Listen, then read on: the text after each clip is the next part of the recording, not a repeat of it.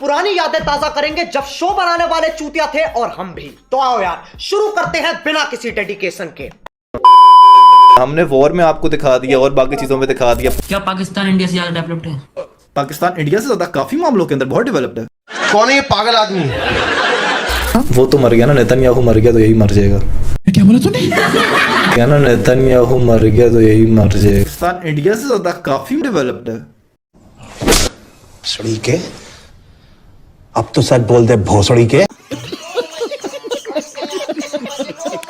कि जो मोदी साहब है उनकी तरफ से लैंड था, उन्होंने खुद टेररिज्म अटैक करवाया। यही नहीं, अभी और सुनिए। हाँ, तो पाकिस्तान से नहीं आए थे ना, वो आरएसएस की तरफ से भेजे हुए बंदे थे वहां पे, जो मुसलमान बन के वहां पे गए थे, क्योंकि पाकिस्तान से मुसलमान किसकी तरफ से? आरएसएस, मोदी की अपनी जो सो कॉल्ड टेररिस्ट ऑर्गेनाइजेशन है जो चला रहा है इतने टाइम से। अबे तू थोड़ा सा बहन का लोड़ा क्या? तो भाई लोग, ये है पाकिस्तान के एक full time anti Indian anti Hindu YouTuber जो हिंदुओं के खिलाफ भर भर के हेट और प्रोपोगेंडा फैलाते हैं। और सबसे फनी बात, इनका मेन चैनल ऑलरेडी उड़ चुका है प्रोपोगेंडा फैलाने की वजह से, और अब भाई ने दूसरा चैनल बना लिया है। तो चलो अब हम इनके एक एक क्लेम को फैक्ट्स के साथ, प्रूफ के साथ एक्सपोज करते हैं।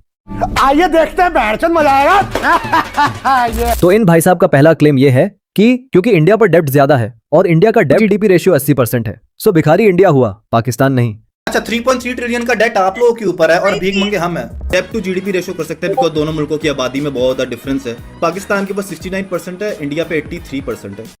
चलो भाई देखो अब मैं क्या कर। सो भाई लोग, ये टिकटॉक से इकोनॉमी पढ़ोगे तो यही होगा। सबसे पहली बात, डेवलपमेंट लोन लेना और बैंकरप्सी से बचने के लिए आईएमएफ बेल आउट पैकेज लेने में बहुत ज्यादा फर्क होता है। फिर भी अकॉर्डिंग टू योर लॉजिक, अगर डेवलपमेंट लोन लेने से कंट्री भिखारी हो जाती, फिर तो ये अमेरिका और चाइना दुनिया के सबसे बड़े भिखारी हुए भाई, क्योंकि सबसे ज्यादा लोन तो अमेरिका और चाइना के ही हैं दुनिया में। ये देख लो लिस्ट, चाइना का 16 ट्रिलियन डेट है और अमेरिका का 37 ट्रिलियन डेट है। और रही बात इंडिया के डेट की, तो भाई फर्स्ट पॉइंट तो इंडिया का 80% लोन जो है वो डोमेस्टिक है, यानी इंडियन बैंक से है, कोई बाहर कंट्री से नहीं है।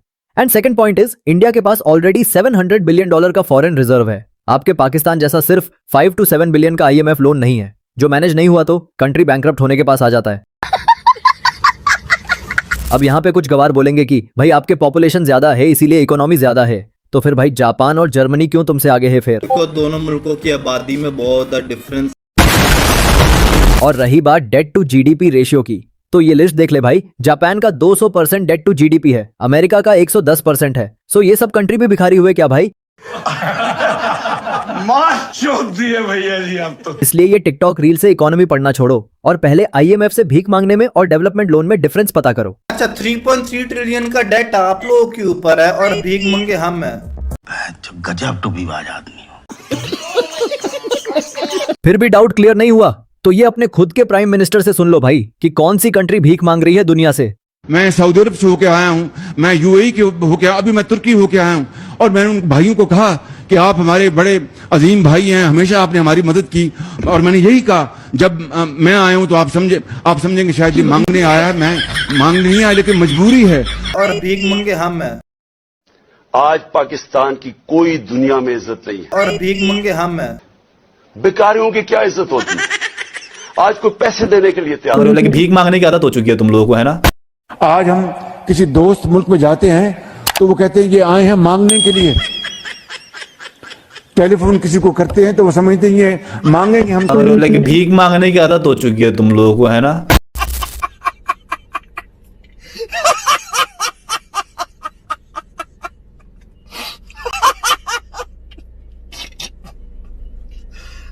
भगवान। 80% लोग आपके बिलो पॉवर्टी लाइन है, लोगों के पास खाना नहीं है, घर नहीं है, बाथरूम नहीं है। हैं? ये क्या हो गया? ये क्या सुन रहा हूँ मैं? हाँ भाई लोग सही सुन रहे हो। इसका ये भी कहना है कि इंडिया में 80% लोग यानी 110 करोड़ लोग बिलो पॉवर्टी लाइन है।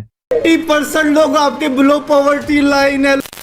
तो ये ले भाई, चैट जीपीटी कर लेते हैं। हेलो चैट जीपीटी, ये बताना कि इंडिया में कितने परसेंट लोग बिलो पॉवर्टी लाइन है। So answer is 2 to 5%। जो बिलो पॉवर्टी लाइन या एक्सट्रीम पॉवर्टी है वो 2.3% है according to World Bank official report, and overall poverty 5% है। फिर भी डाउट है तो ये देख भाई, वर्ल्ड बैंक का ऑफिशियल डेटा, इंडिया का ओवरऑल पॉवर्टी 5% है और सेम वर्ल्ड बैंक का ही डेटा है। इसमें एक्सट्रीम पॉवर्टी ये पढ़ ले 2.3% है। यकीन नहीं होता तो भाई क्रॉस चेक कर लेना। 80% लोग आपके बिलो पॉवर्टी लाइन है। अरे गॉड, 19-20 का ही तो फर्क है बस। यहाँ कोई है तो यस गुड 19-20 का फर्क है, 19-20 का फर्क है, 19-20 का फर्क है, 19-20 का फर्क है, इसमें उसमें 19 लाख का फर्क है।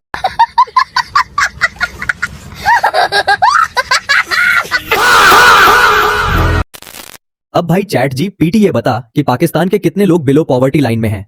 भैंस की आंख 30% पाकिस्तानी बिलो पॉवर्टी लाइन है और रीसेंट इकोनॉमिक क्राइसिस की वजह से परसेंटेज बढ़ता जा रहा है। फिर भी डाउट है तो डायरेक्ट पूछ लेते हैं।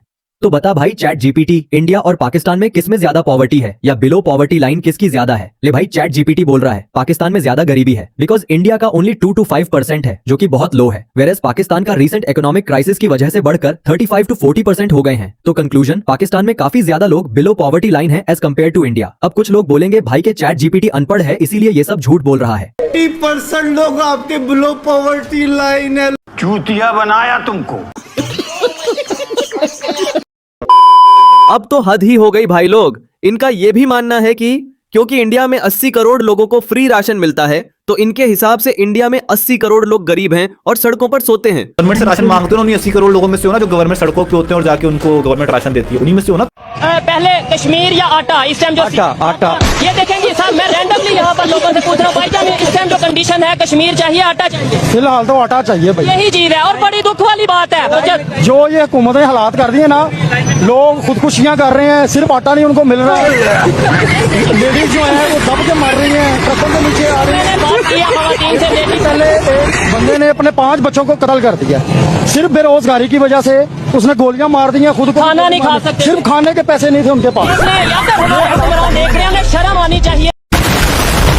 मोदी जी आज 80 करोड़ लोगों को फ्री राशन दे रहे हैं, तो क्या देश में गरीब बढ़कर 80 करोड़ हो चुके हैं? चलिए डेटा के साथ सच जानते हैं। ले भाई पहले तेरे क्लेम का फैक्ट चेक कर लेते हैं। तो हेलो चैट जीपीटी, ये बता कि क्या इंडिया में 80 करोड़ लोग गरीब हैं, सड़कों पे सोते हैं? ले चैट जीपीटी बोल रहा है बिल्कुल नहीं, इंडिया में 80 करोड़ लोग सड़कों पे सोते हैं, गरीब है। ये क्लेम बिल्कुल फेक है, डोंट बिलीव। तो चैट जीपीटी गूगल नाम की एक चीज होती है, खुद क्रॉस चेक कर लेना। अब थोड़ा क्लियर करके पूछते हैं, चैट जीपीटी ये बता जो 80 करोड़ लोगों को फ्री राशन मिलता है वो क्यों मिलता है? ऑप्शन 1, क्या इसलिए मिलता है क्योंकि 80 करोड़ लोग गरीब हैं, भूखे हैं, सड़कों पे सोते हैं? या ऑप्शन 2, इसलिए मिलता है क्योंकि इंडिया में व्हीट का ओवर प्रोडक्शन होता है और इन्फ्लेशन एंड फूड सिक्योरिटी के लिए ये बस एक वेलफेयर स्कीम है। भाई चैट जीपीटी बोल रहा है ऑप्शन 2 सही है। ऑप्शन 1, 80 करोड़ लोग गरीब हैं, सड़कों पे सोते हैं, ये बिल्कुल गलत है क्योंकि इंडिया में सिर्फ 2 to 5% लोग ही गरीब है और होमलेस लोग सिर्फ लाखों में है, 80-90 करोड़ में नहीं है। ऑप्शन 2 सही है क्योंकि ये फूड सिक्योरिटी के लिए एक वेलफेयर स्कीम है। और देख ले भाई, इसमें lower class plus middle class दोनों इंक्लूड है, यानी अगर तेरे पास एक 2 BHK का फ्लैट भी होगा ना तो तुझे भी राशन मिल सकता है। और ये इसलिए है क्योंकि इंडिया में व्हीट का ओवर प्रोडक्शन है, हमारा एक्सपोर्ट वगैरह करने के बाद भी व्हीट बच जाता है, ये भी समझ ले।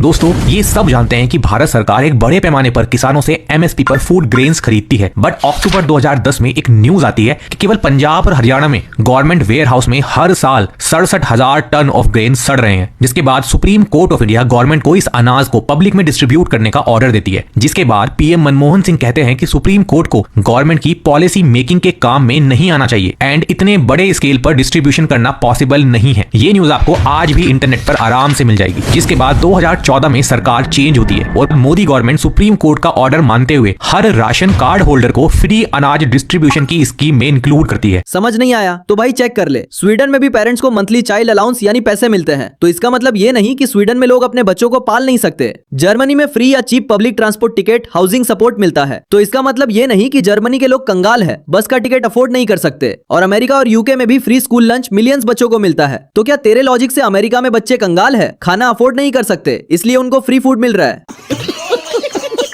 गवर्नमेंट से राशन मांगते हो ना, 80 करोड़ लोगों में से हो ना जो गवर्नमेंट सड़कों पे होते हैं और जाके उनको गवर्नमेंट राशन देती है, उन्हीं में से हो ना। पाकिस्तान के लोगों को पाकिस्तानी पेट्रोल मिनिस्टर एहसान इकबाल कह रहे हैं कि 1-2 प्याला चाय कम पिए, क्योंकि पाकिस्तान में चाय भी उधार लेकर इंपोर्ट की जाती है। मैं ये भी कौम से अपील करूंगा कि हम चाय की एक प्याली 2-2 प्यालियां कम कर दें, क्योंकि जो चाय हम इंपोर्ट करते हैं वो भी हम उधार।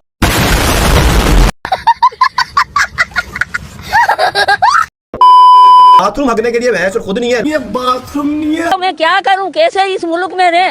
ये बच्चा मेरा पोता, इसकी गांव धोने के लिए पानी नहीं है। ये देख भाई, यूनिसेफ की ऑफिशियल रिपोर्ट है, यहाँ पे पाकिस्तान का सिर्फ 68% लोगों के पास टॉयलेट एक्सेस है, वहीं इंडिया में 99% लोगों के पास टॉयलेट एक्सेस है। फिर भी आपको डाउट है तो डायरेक्ट चैट जीपीटी से पूछ लेते हैं। Hello chat GPT, official source के साथ ये बता कि इंडिया वर्सेस पाकिस्तान में सबसे ज्यादा किसके पास टॉयलेट एक्सेस है। तो ले भाई, according to World Bank and United Nation, India के 93% लोगों के पास टॉयलेट एक्सेस है और वहीं पाकिस्तान के सिर्फ 70% लोगों के पास टॉयलेट एक्सेस है। मतलब देख रहे हो भाई कि ये पाकिस्तानी किस लेवल के ब्रेन वॉश्ड हैं। बेन स्टोक इनके खुद के मुल्क में ढंग का टॉयलेट एक्सेस नहीं है और ये 95% टॉयलेट एक्सेस वाली कंट्री पे ताना दे रहे हैं। ये बाथरूम नहीं है। भैंस की आंख भाई, इतनी ब्रेन वॉश्ड कॉम मैंने पहली बार देखा है। और अभी भी आपको कुछ डाउट है तो ये अपने खुद के प्राइम मिनिस्टर का स्टेटमेंट सुन ले भाई। 42% पाकिस्तानियों के पास टॉयलेट फैसिलिटीज हैं। और फिर ये भी दिखाया कि हिंदुस्तान पिछले 4 साल में वो इस चीज के ऊपर काबू पा रहा है। हमारे से आगे निकल के हमारे हालात है उनके भी। ये बाथरूम नहीं है। ये होता है प्रोपेगेंडा। इंडिया में वॉशरूम नहीं है और इंडिया दुनिया की 5वीं सबसे बड़ी इकोनॉमी बन गया है। जिस भारत ने पूरी दुनिया को टॉयलेट दिया, पूरी दुनिया को फ्लश टॉयलेट हमने दिया, आप वहां बता रहे हैं कि टॉयलेट नहीं। और ये आपके खुद के डॉन न्यूज का रिपोर्ट देख लो, बोल रहा है पाकिस्तान में 41 मिलियन लोगों के पास टॉयलेट एक्सेस नहीं है एंड ये 2024 का लेटेस्ट डेटा है। तो हाँ भाई लोग, ये अपने लोगों को ब्रेन वॉश कैसे करते हैं पता है? ये भाई 1990 का 2007 का न्यूज आर्टिकल दिखा के बोलते हैं कि इंडिया के पास टॉयलेट नहीं है, तो इसको बोला करो कि लेटेस्ट यानी 2024, 2025 का आर्टिकल दिखा के प्रूफ करके दिखा दे कि इंडिया में मेजॉरिटी लोगों के पास टॉयलेट एक्सेस नहीं है। हम मान जाएंगे भाई। ये बाथरूम नहीं है। ये बच्चा मेरा पोता, इसकी गांव धोने के लिए पानी नहीं है।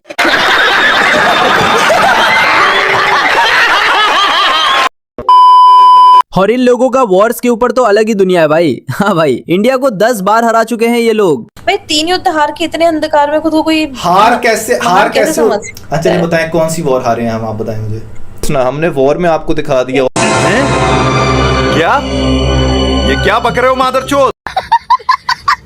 ले भाई, अब तेरे खुद के डिफेंस मिनिस्टर से ही सुन ले, कितने जंग जीते तुमने? इन्होंने कतर की जंग हारी, आपने पूछा उनसे कि आपने कतर की जंग हारी? 65 में फेक जो है विक्ट्री डिक्लेयर की, वो पूछा आपने? इन्होंने सियाचिन हारा, आपने पूछा उनसे?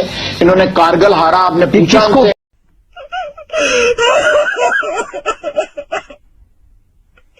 कश्मीरी सब पाकिस्तान के हामी हैं, जंग करके हम क्या कश्मीर नहीं ले सकते? जी, जंग के ज़मन में देख लीजिए कि पाकिस्तान ने कश्मीर के मामले में कई जंगें लड़ी हैं और तलख हकीकत यह है कि वो तमाम जंगें हमने हारी हैं। उसके बाद आप देख लीजिए कि 65 की जीती नहीं थी। जी, 65 की जंग अगर आप जनरल मूसा खान साहब की किताब देख लें तो उससे मालूम होता है कि 14 दिन के अंदर अंदर हमारा सारा जखीरा खत्म हो गया था और फिर उसके बाद हमने दोस्त मुल्कों से अपील की कि आप जंगबंदी के लिए कुछ कर दीजिए। चुनाचे हमने तमाम जंगें हारी हैं। यही नहीं, अभी और सुनिए। चलिए बताएं कौन सी वॉर हारे हैं हम, आप बताएं मुझे। तेरे खुद के डिफेंस मिनिस्टर पे भी तुझे बिलीव नहीं है तो ये ले भाई, चैट जीपीटी से भी पूछ लेते हैं। सो हेलो चैट जीपीटी, ये बता between India and Pakistan who won major wars? ले भाई, चैट जीपीटी बोल रहा है इंडिया जीता है और इधर एक्सप्लेन भी किया है, पढ़ ले। 1948 फर्स्ट कश्मीर वॉर में रिजल्ट इनकलूसिव था लेकिन इंडिया के पास मेजॉरिटी यानी 2/3 कश्मीर आ गया था। सो एज इंडिया को मिला था टेरिटोरियल कंट्रोल एडवांटेज और इधर ये लोग प्रोपेगेंडा करके बोलते हैं कि हमने इंडियन आर्मी से कश्मीर छीन लिया था। ये क्या हो गया? ये क्या सुन रहा हूं मैं?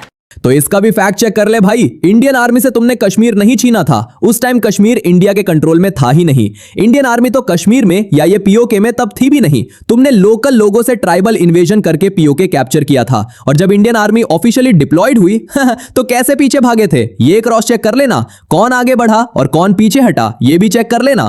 फिर 1965 वॉर के बारे में चैट जीपीटी बोल रहा है पाकिस्तान का ऑब्जेक्टिव था कश्मीर कैप्चर करना जो फेल हो गया। सो एज इंडिया को मिला क्योंकि स्टेटस को मेंटेन रहा। तीसरा 1971 वॉर, बिगेस्ट और most decisive, clear Indian victory. Bangladesh बना, ईस्ट पाकिस्तान अलग हो गया और करीब 93,000 पाकिस्तानी सोल्जर्स ने सरेंडर किया। विनर इंडिया, वो भी ह्यूज मार्जिन से। फिर 1999 Kargil war, result Pakistani intruders pushback हुए, विनर अगेन इंडिया। तो भाई ये रही पूरी लिस्ट। ये चैट जीपीटी ने बोला है, मैंने नहीं। अब भी अगर कोई बोले कि हमने सारे वॉर्स जीते हैं तो समझ जाना उसकी अलग ही फैंटेसी चल रही है। चलिए बताएं कौन सी वॉर हारे हैं हम, आप बताएं मुझे। हमारे पूरे पाकिस्तान जाए ना इंडिया से हम नहीं जीत सकते, हमारी औकात नहीं है, सीधी बात है। हमें उन लोगों ने ऐसे दिए है ना, हमारी नस्ल तो नस्ल पैदा हुई ना, हम इंडिया से नहीं जीत सकते। इंडिया हमारे बाप थे और बाप रहेंगे।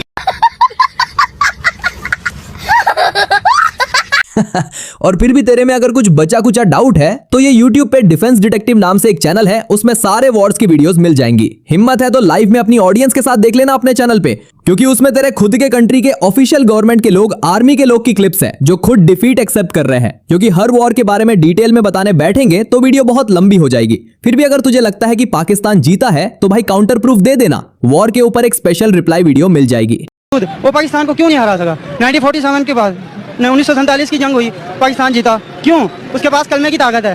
भाई मेरे तुमने किस किताब से पढ़ा था?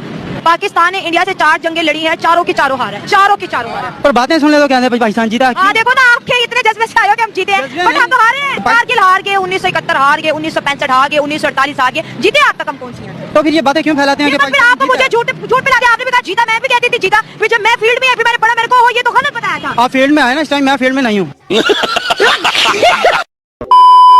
और पाकिस्तान तो डिफेंड करेगा ना, जो मुल्क छोटा होता है, कम क्वांटिटी के अंदर होता है, वो डिफेंड करता होता है। पॉपुलेशन और इसके एरिया वाइज छोटा होता है, वो कभी खुद इनिशिएट नहीं करता अटैक। जो अटैक हुए हैं वो इंडिया की साइड से ही हुए हैं हमेशा। आप जितनी हिस्ट्री उठा लो, और पता नहीं कौन सी हिस्ट्री पढ़ ली, कोई कितना गवार हो सकता है, जाहिलियत की भी हद होती है।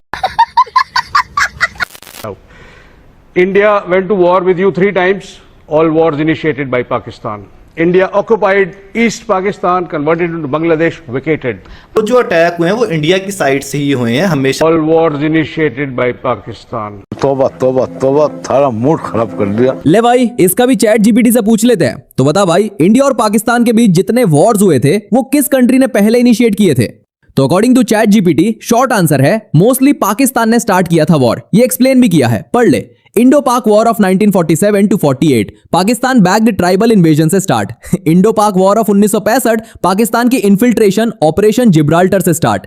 इंडो पाक वॉर ऑफ 1971 पाकिस्तान ने पहले एयर स्ट्राइक्स किए, फिर इंडिया फुल वॉर में आया। कारगिल वॉर पाकिस्तान साइड ने एलओसी क्रॉस करके पोजीशंस ली। फाइनल समझ ले भाई, ज्यादातर मेजर वॉर्स में इनिशियल मूव पाकिस्तान साइड से आया, इंडिया ने मेनली रिस्पॉन्स दिया। हाँ भाई, कैसी लगी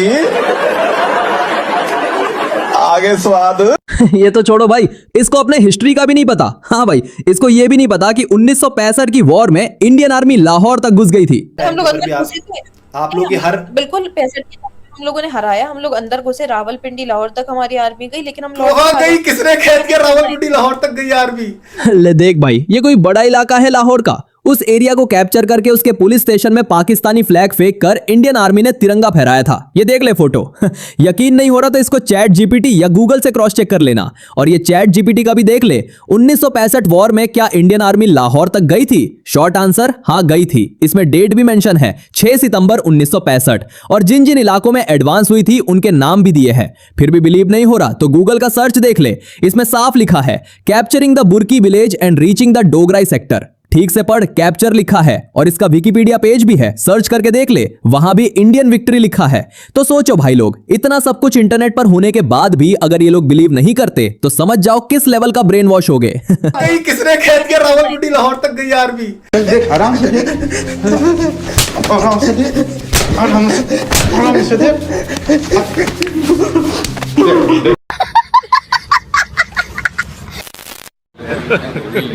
Hey, y'all, come look at this. तुम ये नहीं मान रहे हो कि कारगिल तुम लोग हार के भगे थे पीछे? हार के कौन भागा था? आप बताओ ना, जितनी वॉर्स आज तक हुई हैं, आप लोग 1 स्क्वायर किलोमीटर भी आप लोग आगे आ पाए हो? आपने पाकिस्तान के एरिया कैप्चर किया हो?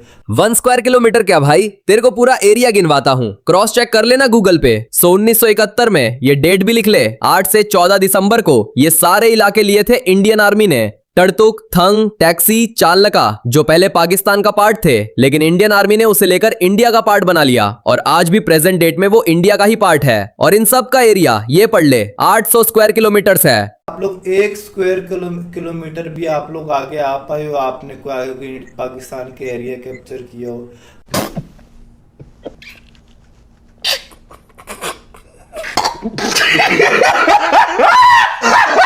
अब आगे सुन, 13 अप्रैल 1984 को सियाला, बिलफोंडला, ग्योंगला जैसे कई इलाके कैप्चर किए गए। सियाचिन हाराब आपने पूछा उनसे, और ये एरिया भी अराउंड 1000 स्क्वायर किलोमीटर का है। तेरे को फिर भी यकीन नहीं हो रहा तो क्रॉस चेक कर ले कि ये तुर्तुक, थंग वगैरह पहले किसके थे और किसने छीन के अपने पास रख लिया है। 1 स्क्वायर किलोमीटर प्रूफ है आपको, मैं प्रोपेगेंडा फैलाता हूँ।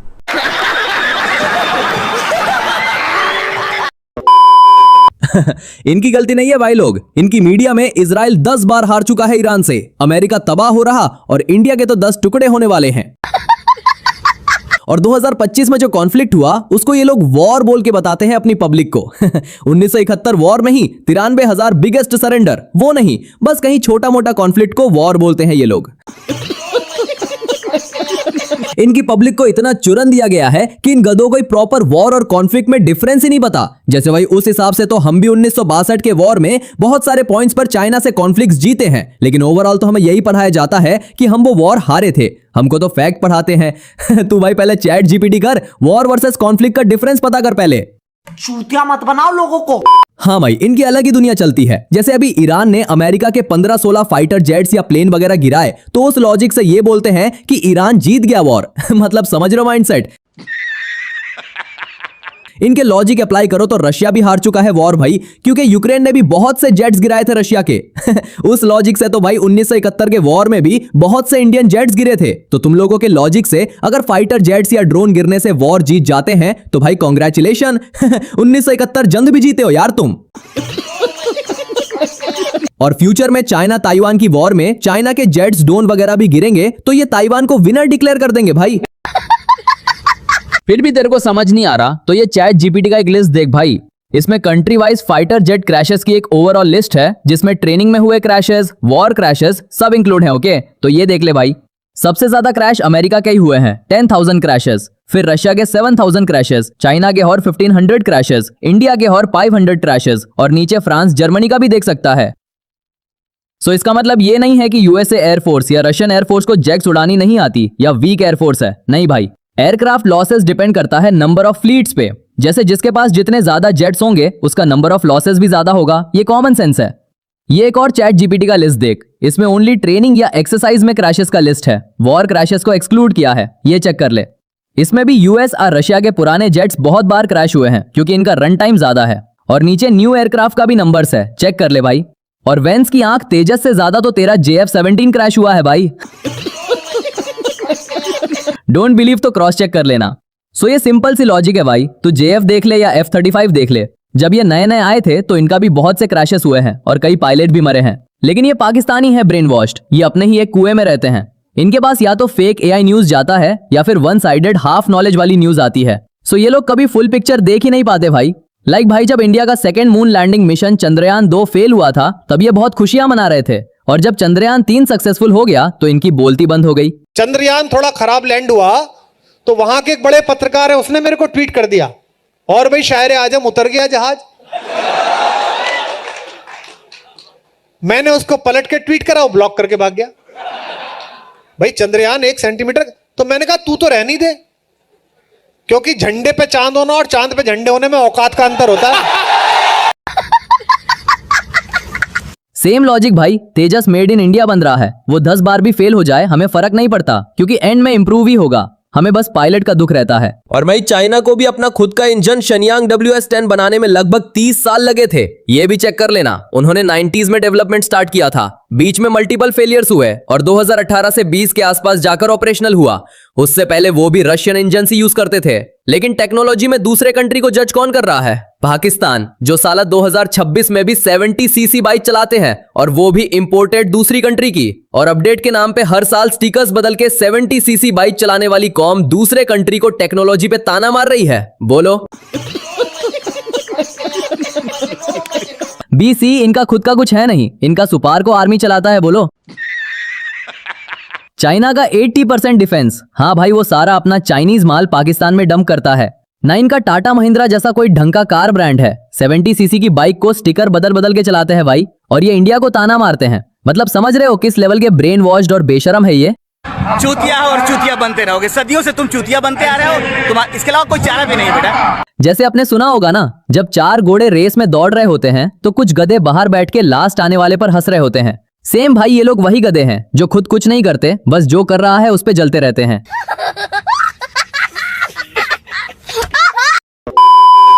क्या बीजेपी कौ मीट एक्सपोर्ट करती है? उनकी इजाजत से होता है, बीफ एक्सपोर्ट हो रहा है वो। पाकिस्तान की तुम फिक्र नहीं करना, 26 नवंबर 2026 को दुनिया में एक ही अमीर मुल्क होगा जिसका नाम पाकिस्तान है। वादा रहा है आपसे, ये ना हुआ तो कहना FRA ने इसका पाकिस्तान का हक अदा नहीं। बीजेपी ने गाय माता को काटने वाली कंपनी से 2 करोड़ का चंदा लिया है। ये तो डेमोक्रेसी के 5वें पिलर ध्रुव राठी की वीडियो में आपने देखा ही होगा। चलिए जानते हैं कि ये कितना सच है। दोस्तों, जिस कंपनी की जर्मन भाई बात कर रहे हैं वो है Allana group, largest beef exporter. But क्या भारत का कानून काओ मीट एक्सपोर्ट को अलाउ करता है? Answer is no. As per the meat policy, export of meat of cow, ox and calf is prohibited. तो एलेना ग्रुप एक्सपोर्ट क्या कर रहा है? आंसर भी जर्मन भाई की वीडियो में ही है, बोनलेस बफेलो मीट। और जर्मनी का मुझे पता नहीं, लेकिन हिंदुस्तान में भैंस को मां नहीं मानते, बट वीडियो में जानबूझकर गाय को दिखाया गया। भारत की सारी बड़ी गाय काटने वाली और मीट एक्सपोर्ट करने वाली कंपनीज तो हिंदुओं की है। आई एम श्योर कि आपने ये जरूर सुना होगा। सारे हिंदू बड़े बड़े उद्योगपति जो बीफ के नाम पे यहाँ की गोकसी करा करके बाहर एक्सपोर्ट कराते हैं। चलिए डेटा के साथ में इसका असली सच जानते हैं। आपके लिए एक अल कबीर नाम का सरप्राइज भी है, तो वीडियो को बस लास्ट तक जरूर देखना। तो गूगल के अकॉर्डिंग ये 5 कंपनीज भारत की टॉप मीट एक्सपोर्टर है, जिसमें से नंबर 5 की कंपनी है MK ओवरसीज। इसकी खुद की वेबसाइट पर लिखा है कि इसके डायरेक्टर है Shakeel Ahmad. 4th largest company है Milha export and as per their website इनके डायरेक्टर है mister Shawab Ahmad. 3rd largest company है अल हमद एंड इनकी वेबसाइट के हिसाब से इनके डायरेक्टर है mister Zaheer. 2nd largest company है HMA agro and as per the data इनकी ओनरशिप है मोहम्मद महबूब, जुल्फिकार अहमद कुरैशी, गुलजार अहमद, वाजिद अहमद, परवेज आलम और गुलबेज अहमद के पास। तो भारत की लार्जेस्ट कंपनी है एलेना सन्स, जिसकी वेबसाइट के हिसाब से इनकी ओनरशिप है फैजान मोइज और मोहम्मद जावेद के पास। सरप्राइज ये है कि इस लिस्ट में एक और बड़ा नाम आता है अल कबीर, जिसको लेकर सबसे ज्यादा गंद फैलाई जाती है। अल कबीर का मालिक कोई सलमान नहीं है। जिससे परेशान होकर इन्होंने अपनी ही वेबसाइट पे लिख दिया है कि मिस इन्फॉर्मेशन से बचिए, हम पूरी तरीके से एक मुस्लिम कंपनी है। यहाँ तक कि रजिस्ट्रेशन डॉक्यूमेंट अपलोड करके सबूत भी दिया है कि हमारे डायरेक्टर का नाम गुलामुद्दीन शेख है। बीफ का ये टुकड़ा भारत से आया है। फैक्ट्री जहाँ इसे काट कर पैकेट में बंद किया गया है, उसका एड्रेस और नाम साफ साफ इस पैकेट पर लिखा हुआ है। इन मैडम की प्रोफाइल से पता चलता है कि ये मैडम ओमान में रहती हैं और इनके बच्चे ओमान के मदरसे में पढ़ते हैं। वेल, अगर हम भारत सरकार की एक्सपोर्ट पॉलिसी देखें या इवन गूगल पे भी सर्च करें तो पता चल जाएगा कि भारत से गाय या बछड़े का मांस एक्सपोर्ट करना बैन है। भारत सिर्फ कारा बीफ यानी कि भैंस का मांस एक्सपोर्ट करता है। इस वीडियो को अगर आप ध्यान से देखोगे तो पाओगे कि अपनी उंगली और थंब से मैडम बार बार इस बीफ के पैकेट के ऊपर एक वर्ड है जिसको छुपाने की कोशिश कर रही है। मैं बता देता हूं मैडम क्या छुपा रही है। एक्चुअली जिस स्टॉक से मैडम ने ये बीफ का पैकेट उठाया है, उस स्टॉक के पैकेट्स के ऊपर भी आप साफ देखोगे कि ये गाय नहीं भैंस का मांस है। बफेलो वर्ड साफ साफ दिख रहा है। अगर गूगल पे जाके भी आप लुलू कंपनी का ये पैकेट सर्च करोगे तो आपको बफेलो वर्ड साफ दिख जाएगा और ये एक्चुअल में वही वर्ड है जो पूरी वीडियो में मैडम अपने थंब से और उंगली से छुपाती हुई नजर आ रही है। बीफ एक्सपोर्ट हो रहा है, वो कौन है, क्यों है? फिर भी इस बंदे का कहना है कि इंडिया में फ्रीडम कहा गई, डेमोक्रेसी कहा गई। तो भाई थोड़ा बेसिक समझ ले, हर कंट्री के अपने रूल्स, कल्चर और लॉज होते हैं। जैसे चाइना में खुले आम मार्केट में डॉग मीट मिलता है क्योंकि वहां वो नॉर्मल है, लोग खाते हैं। लेकिन वही दुनिया के सबसे स्ट्रॉन्ग डेमोक्रेसी कहे जाने वाले अमेरिका में डॉग मीट पर प्रॉपर बैन है। क्यों? क्योंकि वहां लोगों का डॉग्स और कैट्स के साथ इमोशनल कनेक्शन है। यहाँ तक कि ये इलेक्शन का भी इशू बन चुका है। ये खुद ही सुन ले। In Springfield, they're eating the dogs, the people that came in, they're eating the cats, they're eating the pets of the people that live there. And this is what's happening in our country. Same वैसे ही UK में horse meet को लेकर strict rules और bans की बातें होती रहती है। और भैंस की आंख, इसके खुद के कंट्री में पोर्क मीट बैन है। कोई हिंदू या क्रिश्चियन पोर्क मीट नहीं खा सकता। और साला ये इंडिया को ज्ञान झाड़ रहा है। हाँ भाई, ये खुद एक रिलीजियस कंट्री में रहता है और सेक्युलरिज्म पर इंडियंस को ज्ञान देता है। ये खुद मिलिट्री डिक्टेटरशिप में रहता है और इंडियंस को डेमोक्रेसी पर ज्ञान देता है।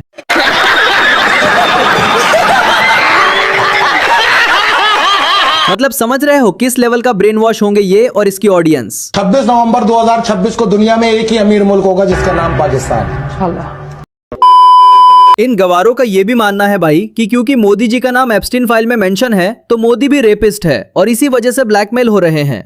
बेटा एप्स्टीन फाइल में राहुल गांधी जी का भी नाम है, सोनिया गांधी जी का भी नाम है, महात्मा गांधी जी का भी नाम है, महात्मा गांधी जी का पॉलिटिशियन तुम्हें सिखा रहे हैं महात्मा गांधी को तो वही है ना, मतलब ये दिखा रहे हैं, ये तुम्हें फीड किया जा रहा है। More than half of the Pakistan is quite gay actually. They don't want to just say it out loud, but I guess 80% of Pakistan is gay and the remaining 20% are bisexual.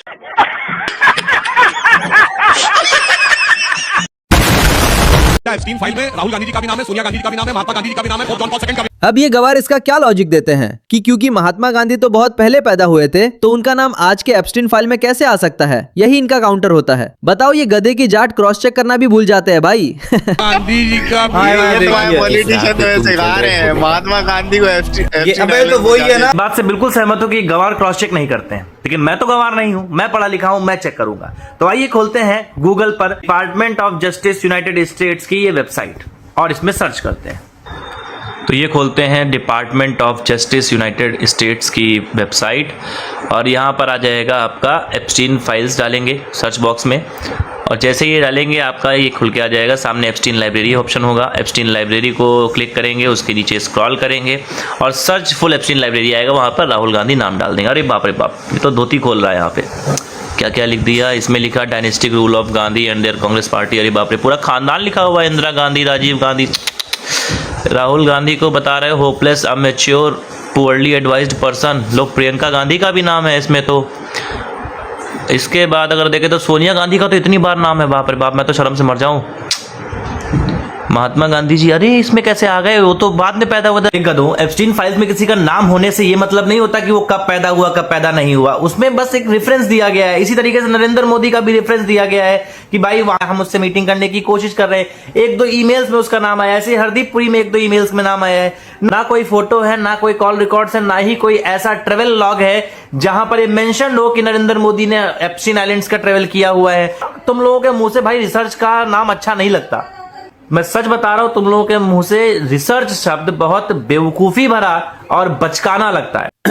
फिर भी मैं एक बार context clear कर देता हूं भाई लोग, क्योंकि इनको कॉमन सेंस भी स्पून फीडिंग में समझानी पड़ती है। तो सुनो भिखारियों, एप्स्टीन फाइल में 3 टाइप के लोग होते हैं। पहला, वो जिन पर आरोप लगे हैं, मतलब अक्यूज्ड हैं लेकिन प्रूफ नहीं हुआ। दूसरा, वो जो गिल्टी हैं, जिनके ऊपर आरोप प्रूव हो चुके हैं और वो सजा काट रहे हैं। और तीसरा, वो लोग जिनका नाम बस मेंशन हुआ है, जैसे ईमेल्स या डिस्कशंस में जिसके बारे में तुम लोग बोल रहे हो। सो ये तीसरी कैटेगरी में सिर्फ नाम मेंशन होने से कोई रेपिस्ट नहीं बन जाता। ये बेसिक लॉजिक है। जैसे मान ले 2 क्रिमिनल बैठकर तेरे जंजुआ टॉक चैनल के बारे में बात कर रहे हो कि ये कितना प्रोपागेंडा फैलाता है ये वो करके, तो जंजुआ भी क्रिमिनल नहीं हो जाएगा भाई। अगर नाम मेंशन होने से ही कोई रेपिस्ट बन जाता तो फिर तेरे हिसाब से ये ऑफिशियल वेबसाइट चेक कर लेना, तेरे नवाज शरीफ का नाम वी मेंशन है, तेरे जिन्ना का नाम वी मेंशन है और तो प्रॉफिट मोहम्मद का नाम वी मेंशन है भाई। सो तेरे लॉजिक से ये सब भी रेपिस्ट होंगे क्या? तो भाई यहाँ कॉन्टेक्स्ट मैटर करता है, सिर्फ नाम मेंशन होने से रेपिस्ट नहीं बन जाते लोग। मतलब ये दिखा रहे हैं, ये तुम्हें फीड किया जा रहा है। मैं ये जरूर कहूंगा कि आप अपने गरेबान में झांकें,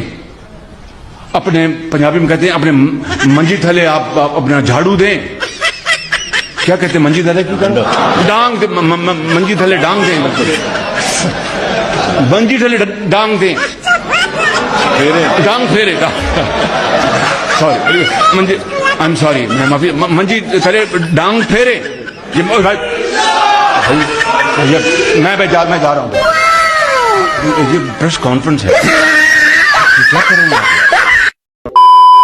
अब इस भाई का ये भी क्लेम है कि मोदी जी ने ये बोला है कि सारे इंडियन के लिए फादरलैंड इजराइल है। इजराइल इज और फादरलैंड। पाकिस्तानी डॉलरों के लिए अपनी मां बेच सकते हैं। भाई लोग, सच्चाई ये है कि ये लाइन मोदी जी ने इंडियन ओरिजिन जूज के लिए बोला था, यानी वो जूज जो इंडिया से माइग्रेट हुए हैं। हाँ भाई, फिर से सुन लो, मोदी जी ने इंडियन जूज के लिए, यानी वो यहूदी जो इंडिया से माइग्रेट हुए हैं, उनके लिए मेटाफोरिकल वे में बोला था कि Israel is like their fatherland.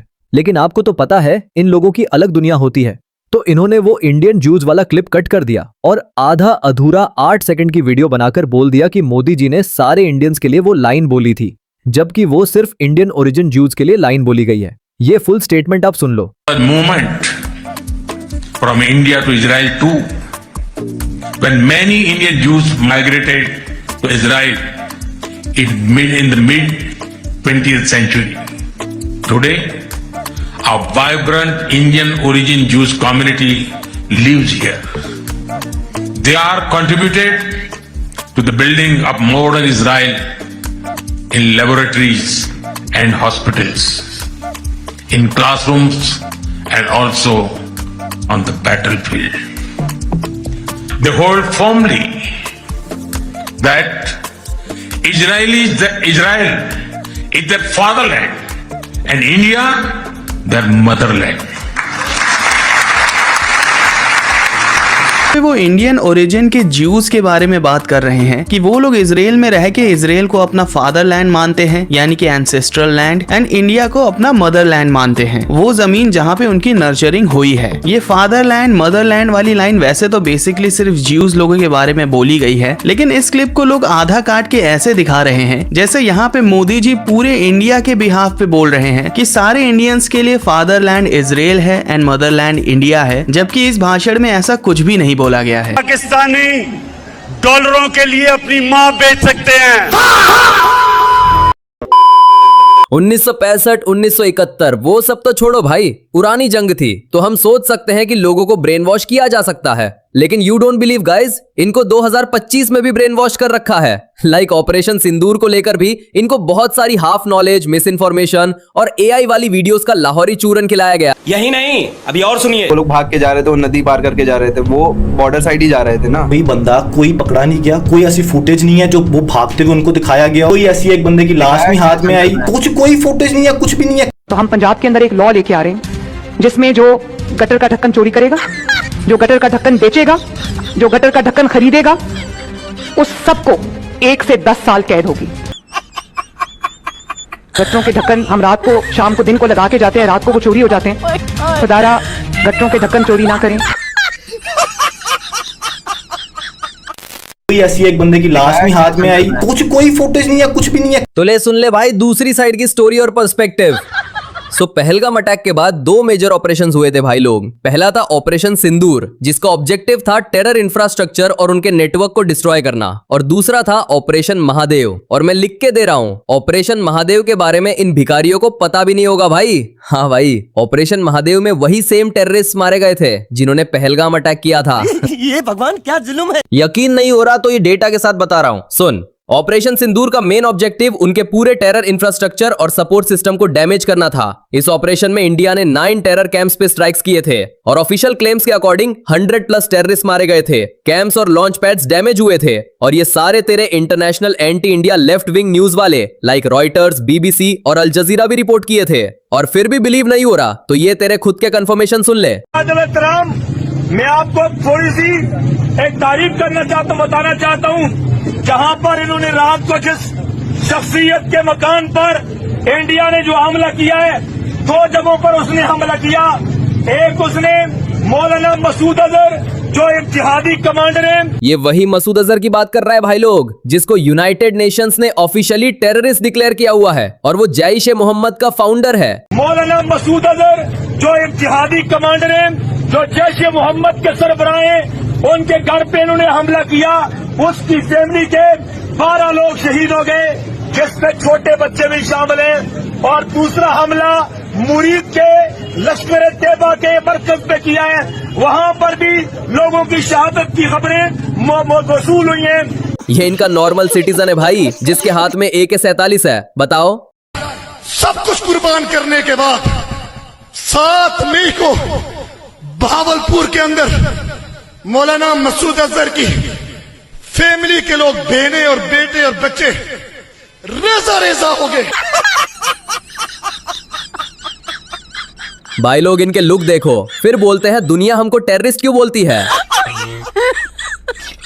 और भाई इन टेररिस्ट के मरने की और भी प्रूफ और वीडियो क्लिप्स हैं, जो तेरे को वॉर के ऊपर एक स्पेशल वीडियो आएगी उसमें मिल जाएगी। अभी मैं ऊपर से शॉर्ट में बता रहा हूं।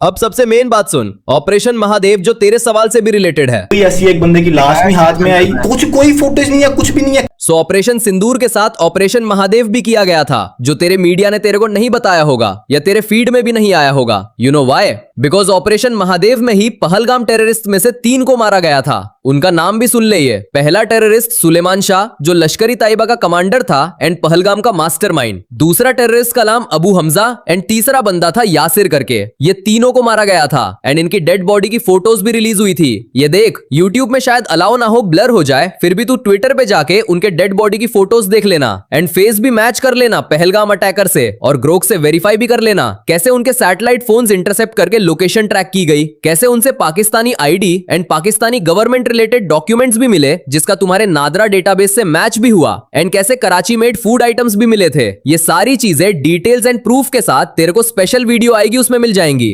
क्या बात है सर, क्या बात है सर, क्या बात, ये बात है। भाई मैं फैक्ट और प्रूफ के साथ तो काउंटर भी कर लूंगा, पर इन बहन के घोड़ों के पास कॉमन सेंस भी नहीं है। हाँ भाई, ये बंदा बोलता है कि क्योंकि पहलगाम अटैक में सिक्योरिटी लैप्स हुआ था तो वो अटैक खुद मोदी ने करवाया था, और जो टेररिस्ट आए थे वो मुस्लिम नहीं थे, आरएसएस के बंदे थे। आरएसएस की तरफ से भेजे हुए बंदे थे वहां पे, जो मुसलमान बन के वहां पे गए थे। अरे पाकिस्तान के एल्बर्ट आइंस्टाइन, ये जो सिक्योरिटी लैब्स का हांडी रोना कर रहा है, मुझे पूरी दुनिया में एक ऐसा इंसिडेंट बता दे जिसमें चोरी भी हुई हो और उसकी सिक्योरिटी भी सक्सेसफुल हो, या फिर कहीं अटैक भी हुआ हो और उसकी सिक्योरिटी भी सक्सेसफुल हुई हो। अरे भाई ये तो कॉमन सेंस है ना। अगर चोरी हुई है मतलब सिक्योरिटी लैप्स हुआ है, क्राइम हुआ है मतलब कहीं ना कहीं सिक्योरिटी फेल हुई है। ऐसा कौन सा क्राइम या चोरी देख लिया भाई तूने जिसमें सिक्योरिटी भी सक्सेसफुल हो और अटैक भी हो जाए? लगता है पाकिस्तान में आटा पेट्रोल के साथ साथ कॉमन सेंस भी महंगा हो गया भाई। फिर भी भाई तेरे लॉजिक से अगर मोदी ने खुद के लोगों पे अटैक कराया क्योंकि सिक्योरिटी लैप्स हुआ था, तो भाई सेम लॉजिक रशिया पे भी अप्लाई कर ले। 1-2 साल पहले रशिया में डायरेक्ट उनके सेंट्रल सिटी हॉल पे टेररिस्ट अटैक हुआ था। फार टेररिस्ट खुलेआम गन्स लेकर घुस गए थे और अराउंड 160 लोगों को मार दिया था। तो सिक्योरिटी लैप्स तो वहां भी हुआ ना भाई। सो तेरे लॉजिक से वो अटैक पुतिन ने खुद करवाया होगा, राइट?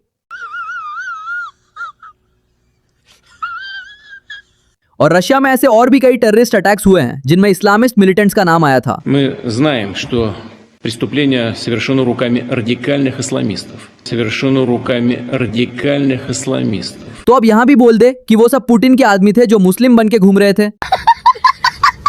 भाई दुनिया की डेवलप कंट्रीज में भी हाई सिक्योरिटी प्लेसेस पे अटैक्स हुए हैं। सिक्योरिटी लैब्स होने से ऑटोमेटिकली ये प्रूव नहीं हो जाता कि गवर्नमेंट ने खुद अपने लोगों पे हमला करवाया। लेकिन हाँ भाई लोग, इन भोसर पप्पुओं की अलग ही दुनिया होती है। इनको लगता है 9/11 भी अमेरिका ने खुद करवाया था। और सोर्स क्या है? कोई यूएन रिपोर्ट नहीं, कोई FATF नहीं, कोई इंटरनेशनल कोर्ट नहीं, बस यूट्यूब की कॉन्स्पिरेसी वीडियो देख ली। हाँ भाई, पाइजन ने टिकटॉक रील देख ली। अब 9/11 अमेरिका ने खुद कराया, 26/11 इंडिया ने खुद पे कराया। तो भाई उसी लॉजिक से फिर पाकिस्तान के आर्मी स्कूल अटैक को भी फॉल्स फ्लैग बोल दे, जिसमें 150 से ऊपर बच्चे मारे गए थे। तो तेरे हिसाब से वो बच्चों को उनके पेरेंट्स ने इंश्योरेंस के पैसे के लिए मरवाया होगा, राइट? और सोर्स क्या है भाई? मैंने भी टिकटॉक पे रील देख ली। सो फिर भी अगर तेरे को लग रहा है कि मैं झूठ बोल रहा हूं, तो अपने ऑडियंस को प्रूफ करके दिखा दे भाई कि पहलगाम वाले टेररिस्ट आरएसएस के बंदे थे।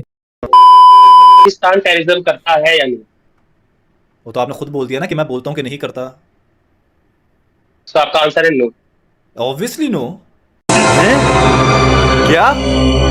ये क्या बक रहे हो मादरचोद? You do admit, sir, that Pakistan has had a long history of backing and supporting and training and funding these terrorist organizations. Well, we have been doing this dirty work for United States for about 3 decades, you know. यही नहीं, अभी और सुनिए। Osama bin Laden हमारा hero था। Osama bin Laden हमारा hero था। Pakistan terrorism करता है या नहीं? Obviously no. Osama bin Laden हमारा हीरो था। आप कह रहे हैं कि हाफिज सईद को और लखवी को बंद करना चाहिए? No comments on that. Obviously no. हाँ भाई ऑब्वियसली नो। ये सब तो पाकिस्तान $1 बिलियन स्टार्टअप कंपनी के नाम है। लश्कर-ए-तैयबा, जैश-ए-मोहम्मद, जमात-उद-दावा, फलाह इंसानियत फाउंडेशन, हरकतुल मुजाहिदीन, हिकमतुल जिहाद अल इस्लामी, हिजबुल मुजाहिदीन, लश्कर-ए-झांगवी, अल-कायदा, ISIS के, सिपाह-ए-सैबा पाकिस्तान, जुंड-अल्लाह, हिकमतुल अंसर अल बद्र। और भाई ये मैं अपने से नहीं बोल रहा, ये सब United Nations designated terrorist groups है। मतलब सिर्फ इंडिया नहीं, बाकी दुनिया ने भी इनको टेररिस्ट डिक्लेयर किया हुआ है। Don't believe? Then check top 100 terrorist ORG और जस्ट गूगल इट। और खुद ही देख लेना कि कितनी मेजॉरिटी मुस्लिम टेररिस्ट ऑर्गेनाइजेशंस है और खासकर कितनी पाकिस्तानी टेररिस्ट ऑर्गेनाइजेशंस है लिस्ट में। ये खुद ही चेक कर लेना। यही नहीं, अभी और सुनिए। भाई लोग, हफीज सईद जो UN डेजिग्नेटेड ग्लोबल टेररिस्ट है और लश्कर-ए-तैयबा का फाउंडर है, वो कहाँ रहता है? पाकिस्तान में। मसूद अजहर जो जैश-ए-मोहम्मद का फाउंडर है और ग्लोबली डेजिग्नेटेड टेररिस्ट है, वो कहाँ है? पाकिस्तान में। दाऊद इब्राहिम, लखवी और ऐसे 10-20 और सुअरों के नाम गिनबाऊ तो भेड़ियों लंबी हो जाएगी। सारा सबका लिंक कहीं ना कहीं पाकिस्तान से निकलता है भाई। और फिर ये भोसात पप्पू पूछते हैं कि दुनिया हमें टेररिस्ट क्यों बोलती है? Obviously no. तो बेटे काम कर, सरसों का तेल लगा के उल्टा लेट जा। पर भाई इसके काउंटर में ये बंदा बोलता है कि आरएसएस भी तो एक टेररिस्ट ऑर्गेनाइजेशन है और इसके दिमाग में अमेरिका ने नरेंद्र मोदी को टेररिस्ट डिक्लेयर किया हुआ था भाई, तब वीजा रिवोक किया था। मतलब इससे आपको मालूम पड़ गया होगा कि ब्रेन वॉशिंग पैरामीटर के किस लेवल पे है ये लोग। अब डायरेक्ट ही फैक्ट चेक कर लेते हैं। सो हेलो चैट जीपीटी, ये बता क्या आरएसएस एक टेररिस्ट ऑर्गेनाइजेशन है? Answer is no. क्या यूनाइटेड नेशंस ने आरएसएस को टेररिस्ट ऑर्गेनाइजेशन डिक्लेयर किया हुआ है? Answer is no. अब ये बता कि क्या अमेरिका ने मोदी को टेररिस्ट डिक्लेयर किया हुआ था? इसका भी आंसर नो। तो गधे की जांट, तेरे लॉजिक से अगर दंगा होने से मोदी टेररिस्ट बन गया, सो तेरा जिन्ना भोसड़ी का तो सबसे बड़ा टेररिस्ट हुआ भाई, क्योंकि सबसे ज्यादा हिंदू मुस्लिम के दंगे तो जिन्ना ने कराए थे। और बीसी दूसरे कंट्री को वीजा पर ताने कौन दे रहा है? एक पाकिस्तानी। इनका खुद का पासपोर्ट दुनिया के वर्स्ट पासपोर्ट्स में आता है। एयरपोर्ट पे पाकिस्तानियों को नंगा करके चेकिंग करते हैं भाई, कि क्या पता टेररिस्ट ना निकल जाए। पाक से जमीन जिसके हम नारे लगाते हैं, पाकिस्तान जिंदाबाद, पाकिस्तान ये तो पाकिस्तान वो, जब हम बाहर जाते हैं जिस तरह हमारी चेकिंग होती है, आई कांट टेल यू, मुझे इतना अपना आप ह्यूमिलिएटेड लगता है कि जब ऐसे करके एक चीज आपके, जब मुझे याद है मैं अपनी शूटिंग के लिए तबलीसी गई थी, तो मेरे साथ जो मेरा क्रू था इंडियन सब निकल गया, जो मेरा क्रू था इंडियन सब निकल गया, मैं रुक गई, मेरा जो पासपोर्ट था उससे मुझे रोकी, मैं पाकिस्तान से, मेरा पूरी इन्वेस्टिगेशन हुई, मेरा इंटरव्यू हुआ, फिर मुझे जाने दिया। उस दिन मुझे एहसास हुआ कि ये इज्जत है हमारी। अच्छा बात नहीं है। और ये साला प्राइम मिनिस्टर मोदी को वीजा पे ताना दे रहा है, बताओ। फॉरेन पॉलिसी की नॉलेज तो इसमें कूट कूट के भरी है भाई लोग। इसका कहना है कि इंडिया अमेरिका की चाटता है और अमेरिका के इशारों पे चलता है। आप थूका हुआ चाट रहे हो आपने। सो सिंपल, तू ये 5 क्वेश्चन के आंसर सर्च कर लियो, तेरे को खुद पता चल जाएगा कौन सी कंट्री टेररिस्ट है, कौन सी कंट्री गुलाम है। सो क्वेश्चन नंबर 1, कौन सी कंट्री ने यूएसए को इस रीजन में एयरबेस दिया था? One and only Pakistan. कौन सी कंट्री ने अमेरिका से पैसे लेकर टेररिस्ट ट्रेन किए थे? पाकिस्तान। कौन सी कंट्री ने टेररिस्ट ट्रेन करने के लिए मदरसा और इस्लाम का यूज किया था? Islamic Republic Pakistan. कौन सी कंट्री है जिसको उसके जनरल चलाते हैं, ना कि proper government? Republic of Pakistan. Osama bin Laden कहां मिला था? पाकिस्तान में। यूएन डेजिग्नेटेड टेररिस्ट बार बार पाकिस्तान में ही क्यों मिलते हैं? क्योंकि ये जो दहशतगर्दी है इसके पीछे वर्दी है। 26/11 मुंबई अटैक में अजमल कसाब पाकिस्तानी था, फरीदकोट से था। ये तुम्हारे खुद के ऑफिशियल्स तक मान चुके हैं, ये सुन लो। A former coalition partner and leader of the Pakistani PMLN, Nawaz Sharif, has questioned the Pakistani government. Sharif has said that the Zardari government was clamping down on the world media and also preventing journalists from visiting Ajmal Kasab's village near Faridkot. As you know, Kasab is now currently in the custody of the Mumbai police, the lone surviving gunman in the Mumbai terror attacks. मैंने खुद check भी करवाया इसको, वहाँ उसके गांव के इर्द गिर्द सारे इलाके को कॉर्डन ऑफ कर दिया गया था, काट दिया गया था। उनके माँ बाप को किसी को मिलने की इजाजत नहीं दी गई थी। तो आखिर क्यों ऐसा करने की जरूरत क्या थी? क्यों लोगों को मिलने से रोका जा रहा है? क्यों जर्नलिस्ट को मिलने से रोका जा रहा है? ये सब चीजें इस तरफ निशानदेही करती है मेरे भाई कामरान साहब कि हमें खुद भी अपने घर को सही करने की जरूरत है।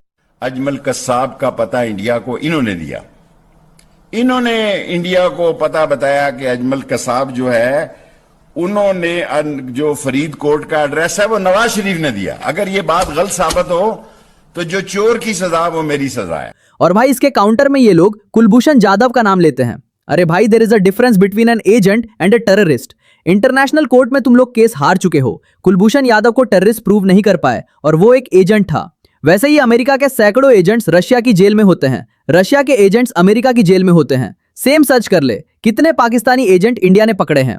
सो ये कोई एविडेंस नहीं पकड़ लिया था तुमने, क्योंकि ऐसा होता तो इंडिया भी आज FATF की लिस्ट में होता। और लास्ट एंड फाइनल बात, फिर पाकिस्तान बार बार FATF की ग्रे लिस्ट में क्यों आता है? तेरे हिसाब से अगर इंडिया भी टेररिस्ट कंट्री है तो इंडिया, नेपाल और बाकी कंट्रीज बार बार FATF ग्रे लिस्ट में क्यों नहीं जाती फिर? भैया जी आप थूका हुआ चाट रहे हो आपने। तो भाई कौन चाटता है और कौन अमेरिका का पपेट है, ये खुद ही सुन ले। तेरा डिफेंस मिनिस्टर बोल रहा है कि पाकिस्तान अमेरिका का use and throw toilet paper है। किस तरह पाकिस्तान को उन्होंने इस्तेमाल किया और वो किस तरह एक टिश्यू पेपर की तरह, टिश्यू पेपर तो फिर भी टॉयलेट पेपर की तरह हमें छोड़ गई यहाँ पे, टॉयलेट पेपर की तरह हमें छोड़ गई यहाँ पे। आज हिंदुस्तान चांद पे चला गया है। G20 की मीटिंग्स वहां होती हैं। ये तो सब कुछ हमें करना चाहिए था, लेकिन आज उनके पास $600 बिलियन जो है ना, वो कहां से आ गया? और हम $1 बिलियन आज भी मुल्क जाके मांग रहे हैं। और ये तेरे इमरान खान का स्टेटमेंट है कि पाकिस्तानी डॉलरों के लिए अपनी मां बेच सकते हैं।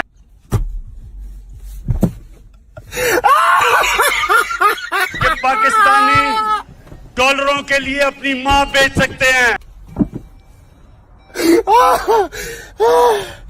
Bro, America, use your generals because you guys are extremely cost effective and compliant in terms of servicing short-term security needs. For any long-term economic, technological and strategic ties, the US turns to India.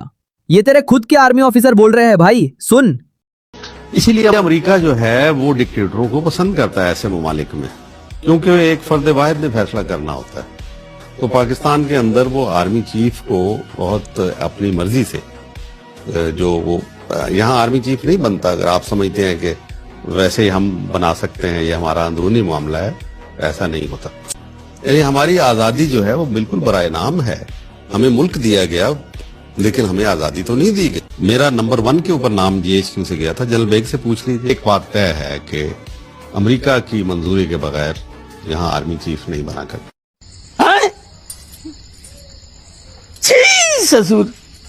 जब Google Microsoft को 100 billion invest करना होता है तब तो वो India में करते हैं। पाकिस्तान में ये इकोनॉमी टेक्नोलॉजी इन्वेस्टमेंट वाली बात क्यों नहीं करता अमेरिका? ये अमेरिका की चाटने से सिर्फ तुम्हारे जनरल्स की भलाई हुई है, अवाम की नहीं। आप फूका हुआ चाट रहे हो आपने। रिलैक्स ब्रो, 5-10 साल बाद खुद पाकिस्तानी बोलेंगे कि यूएसए ने हमारी जनरल्स को यूज किया पाईजान, इसमें अवाम की क्या गलती थी? डोंट बिलीव देन पाक, अमेरिका की हिस्ट्री पढ़ लो, पता चल जाएगा। मतलब जिस डोनाल्ड ट्रम्प ने ईरान के स्कूल किड्स तक को मरवा दिया, उसको तुम रेड कारपेट दोगे, नोबेल पीस दोगे, and you call this master stroke. अच्छा, ये लोग किस बेसिस पे बोलते हैं इंडिया को कि क्योंकि इंडिया की अपने पड़ोसियों से नहीं बनती? तो भाई उस लॉजिक से चेक कर ले, चाइना की अपने मेजॉरिटी नेबरिंग कंट्रीज से बॉर्डर डिस्प्यूट्स है, साउथ चाइना सी में रोज कॉन्फ्लिक्ट्स होते रहते हैं। सो तेरे लॉजिक से फिर तो चाइना भी डूब रहा है भाई। बस पाकिस्तानी है जिसके पास दिमाग है और चपलूसी भरी पड़ी है, right? Bro, Pakistan's last 78 years prove one thing. America backs its puppets, calls them loyal, and Pakistanis pay the price. Simple. Pakistan is a geopolitical whore. का पाकिस्तान भाड़ में जाए ना, हमको पाकिस्तान से क्या करना है? अबे दाढ़ी मेरी, टोपी मेरी, बुर्खा मेरा, तुझे क्या करना है उससे? गैर मुस्लिम वहां का वजीर आजम प्रधानमंत्री नहीं बन सकता। हम पाकिस्तान के लोगों से कहेंगे इधर मत देखो, उधर ही देखो। तुमको तुम्हारे पास बलूचियों का प्रॉब्लम, तुम्हारे पास क्या क्या झगड़े हैं, तुम उसको देखो। ये देश मेरा है, तुम्हारा नहीं, हमारे घर का मामला है। आप इसमें अपनी टांग या अपनी नाक मत अड़ाओ, जख्मी हो जाएंगी तुम्हारी टांग और नाक।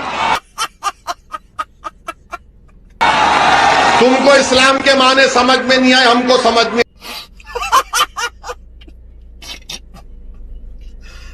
भगवान करके मुल्क बनाया एक पूरा, जिसको इस्लाम से कोई ताल्लुक नहीं, कम वक्त को शराब पीने वाला, सुअर का गोश्त खाने वाला जिना, नमाजें नहीं पढ़ने वाला जिना, ये इनका कायदे आजम है।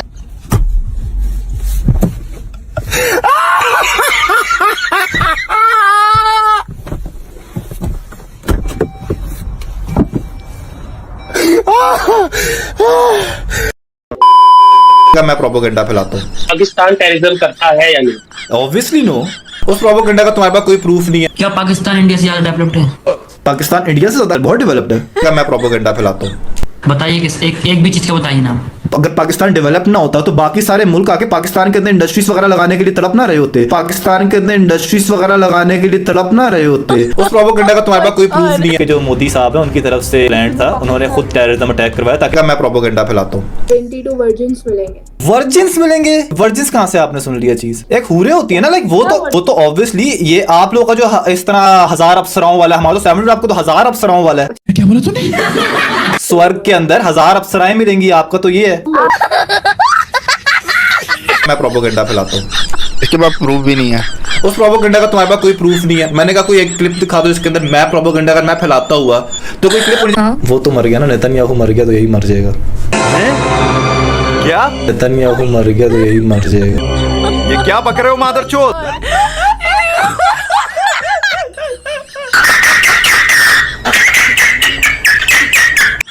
लेकिन लौंडा यहाँ नहीं रुकता। 80% लोग आपके बिलो पॉवर्टी लाइन है। ब्रेन वॉश मैं हूँ। 80% लोग आपके बिलो पॉवर्टी लाइन है। पहले आप ये वाली बात एक्सेप्ट करो कि आपने प्रोपेगेंडिस्ट जो मुझे बोला है वो गलत बोला है। खत्म, bye bye, tata, goodbye, गया। ये देखो जी, इसको कहते हैं इस्लामी जमहूरिया पाकिस्तान।